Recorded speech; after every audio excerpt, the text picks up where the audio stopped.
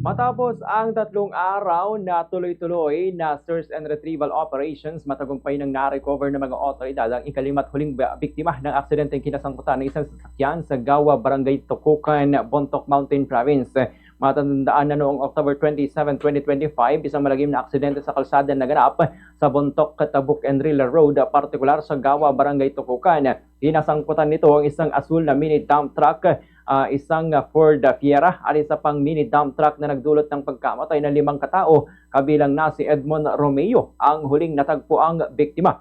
Sa panayam ng Bombo Radyo Kawayan, kay Police Captain Peter Apangkay, Information Officer ng Mountain Province Police Provincial Office, sinabi niya na batay sa ipinabot na impormasyon ng Incident Command Post o ICP sa Bontoc Emergency Operations Center o EOC, natagpuan ang bangkay ng biktima bandang alas 4:38 ng hapon. Hinila naman ng mga rescuers at volunteers ang lumubog na sasakyan gamit ang lubid hanggang mapansin ang katawan ng biktima sa ilalim.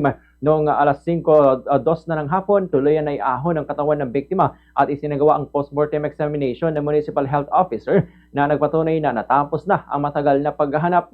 Patuloy naman nakikipag-ugnayan ng mga otoridad sa pamilya ng mga biktima habang isinasagawa ang investigasyon sa sanhi ng nasabing aksidente. Nagapahig naman ng pasalamat si Bontoc Mayor Franklin Odsey, nakasalukuyang chairperson ng MDRRMC, sa lahat ng respondent volunteers na nagbigay ng tulong sa buong operasyon at binigyang diin at diwa ng bayanihan na namayani sa insidente. Tinalakay din sa isinagawang pulong ng MDRRMC ang mga issue at hamon na naranasan sa operasyon na magiging batayan naman sa pagpapalakas ng koordinasyon, kahandaan at mga mekanismo ng pagtugon sa mga darating na emergencies. Ganitong bahagi ng pahayag ni Police Captain Peter Apangkay.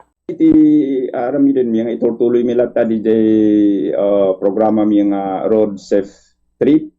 Ken dagiti da nga signages ket mi activate dagiti da do mga iplan-plano mi pailang nga maituloy nga han pailang magdi nga na-disseminate. Pero isuday ta iti may nga ma-disseminate tumanin nga maulit para kadagiti da nga